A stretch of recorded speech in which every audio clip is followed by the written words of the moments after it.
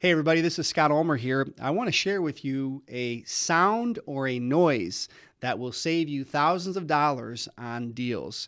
And yes, I'm being dead serious. So if you don't know anything about me, I've bought and sold over 3,000 houses, and that's not one transaction twice. I've bought over 3,000 houses and sold over 3,000. So if you want to do it that way, it's probably over 6,000. Been doing this full time for 25 years. I have a lot of experience, come from very much a volume-based background. We were doing about 150 deals per year for 10 years running, and then I've done a lot more since then. I have a company with over 100 partners in markets across the United States and Canada. So I come from a lot of experience, but one of the great things about making deals and making offers is they're a lot of fun, and of course you can make a lot of money in them. One of the things that my dad taught me early on, I come from a real estate family. I was kind of a real estate crib guy. I was only single-digit years old when I was walking through houses with my dad, and I was actually 14 when I bought and sold my first house. There's a whole story behind it. It's pretty cool, and I do share it in other forums. But as far as this noise that will save you thousands on offers, this is what my dad taught me a long time ago. I've had so much fun with it over the years, and it really is a valuable tidbit and takeaway. So when you're proposing, this is really specific for cash offers. So there's a lot of ways to invest in real estate. There are several strategies that we use here at my company, but we have one primary that is when we're buying for cash. So when you're dealing with a seller, whether they're distressed or not, although most cash deals are going to be distressed sellers in some way, shape, or form, financially and or physically with the home. When you're making an offer, there's no emotion. So the typical statement when you're making an offer is, Mr. Seller, if I could write you a check, get you cashed out in the next 7 days, pay you cash, what's the least you can take on the property? And then you be quiet. He who speaks next typically loses. Now, in some other worlds that we live in here at my company, we'll ask the seller, what's the least you can take and still walk away happy? It's important to us to have win-win on both sides of the transaction. I learned a long time ago, you don't have to have a zero-sum game, a winner and a loser when it comes to deals. In fact, what we aspire to is to have win-win. We want people to walk away from the closing table feeling like they got a victory. That's really important to us at our core. Now, it doesn't change when we're dealing with cash sellers, meaning we're writing a check, we're going to get somebody who's distressed cashed out quickly. We still want them to be happy, but they're in a situation, they're needing to get cashed out quickly, so the emotions have to remain in check. So our question isn't to make you happy, it's what's the least you can take and walk away, and if we can do it quickly. Now, here is the whole essence of what I'm sharing here. No matter what they say, now, there's probably an exception to it if they come down to 10 cents on the dollar, but no matter what they say in response to your question, so what's the least you can take if I can get you cashed out in the next 7 days? Whatever they say, your response is this: ooh. Now, and Andrew's behind the camera laughing here. We've had a lot of fun with it, but you have a seller on the other end of the phone, and your response to their number is just a grunt or a sound. Ooh.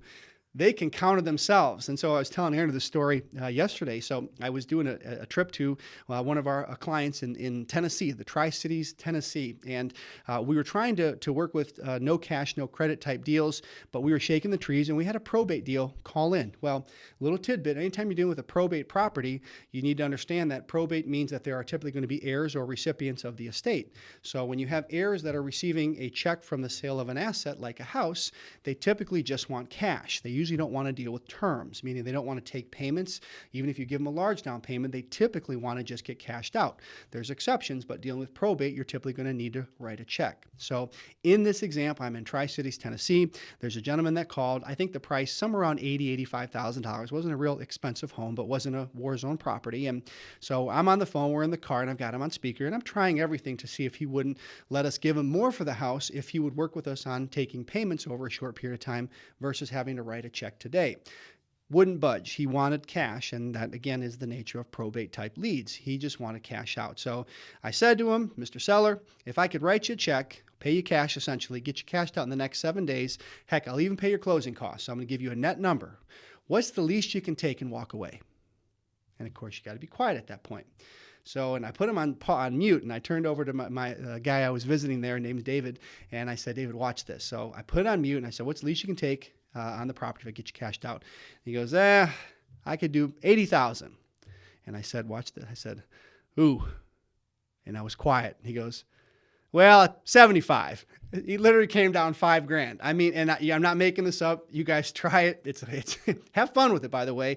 I always tell people, I think people like to do business because we don't take ourselves too seriously. We have fun with what we do. So when you're having fun, people pick up on that. So have fun no matter what you do, and be positive and have fun with it at the end of the day. But when you can insert a grunt or an ooh in a response to a seller's number, you're going to see them counter themselves and actually come down. So use it. One other thing is in the same vein is when they tell you whatever the price is, you can also, when I said, what's the least you can take? He says 80. I say, 80,000. Wow, that sounds like a lot.